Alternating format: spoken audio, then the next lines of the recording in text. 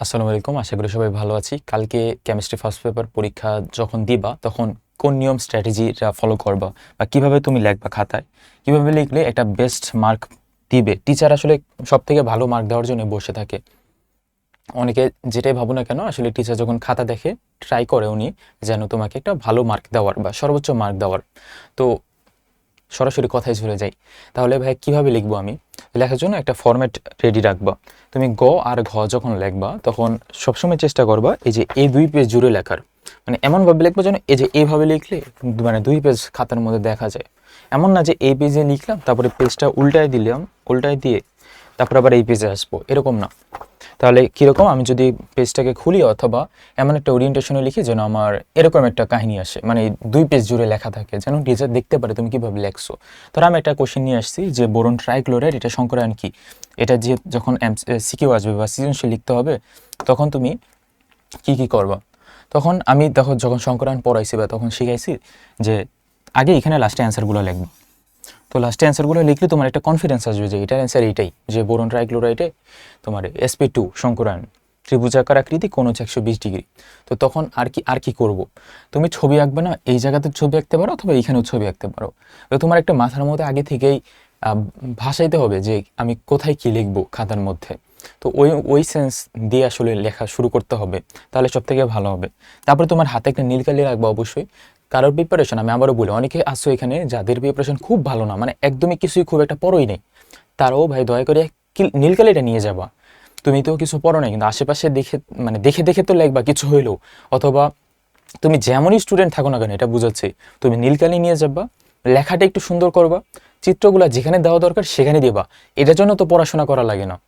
অনেক স্টুডেন্ট থাকে যে পড়েও নাই কিন্তু লেখছে আন্দাজে একদম, মানে ভালো মতো ওরিয়েন্টেশন দিয়ে লেখে নাই। তো আমি আবারও বুঝাচ্ছি যে তোমার ধরো নাও যেটা পড়াশোনা করার লাগতেছে না ওইটা তো ঠিকমতো লিখতে পারবে। যে ভিডিওটা দেখতেছো, তো 1 মিনিটের মধ্যে দেখো শিখে যাও কিভাবে লিখবা। তো অবশ্যই চেষ্টা করবো আমি যেন সৃজনশীলটা বড় করতে পারি, যেন টিচার মার্ক দিতে বাধ্য থাকে। কোয়ান্টাম সকার একটা ম্যাথ আসছে, উদ্দীপকের দেওয়া আছে থেকে শুরু করে সব কিছু লেখা শুরু করবা। এগুলো যা যা দেওয়া আছে সব কিছু লিখবো। তারপরে যেটার কোয়ান্টাম সংখ্যা বের করতে বসে ওইটার 4টা কোয়ান্টাম সংখ্যা একদম সুন্দর করে বক্স করে দেখাই দিব। কোয়ান্টাম সংখ্যা তো অ্যাটলিস্ট সবাই পারি মোটামুটি। তাই তারপরে যে ম্যাথ টাইপের কোশ্চেনগুলো আসবে, ম্যাথগুলো আমরা চেষ্টা করবো যেন 2 পেজ ভরে লেখার এবং নীলকালি ইউজ করার। নীলকালি ভাই কোথায় কোথায় ইউজ করবো, এটা একটা প্রশ্ন দাঁড়ায়।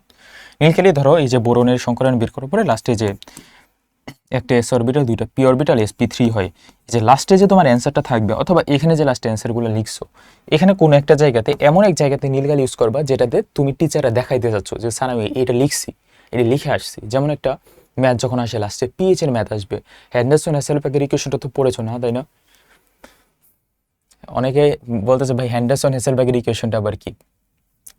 ওই যে পিএইচ বের করতে হয়। যাই হোক, তো যখন হ্যান্ডারসন হেসেলবার্গের ইকুয়েশনে ম্যাথটা আসে, তো টিচারে দেখাইতে যাচ্ছে যে স্যার আমি এই ইকুয়েশনটা লিখছি, যে পিএইচ সমান pK plus log salt by acid. এই টাইপের, এই যে এটা যখন লিখছো তুমি, এটা তুমি টিচারে দেখাইতে যাচ্ছ, এই যে টিচারে দেখাবে নীলকালি ইউজ করে। তারপরে তুমি মানগুলো বসালে পিকে এর মান মাইনাস লগ কে, এটা লিখে তারপরে লাস্টে অ্যান্সারটা আসলো।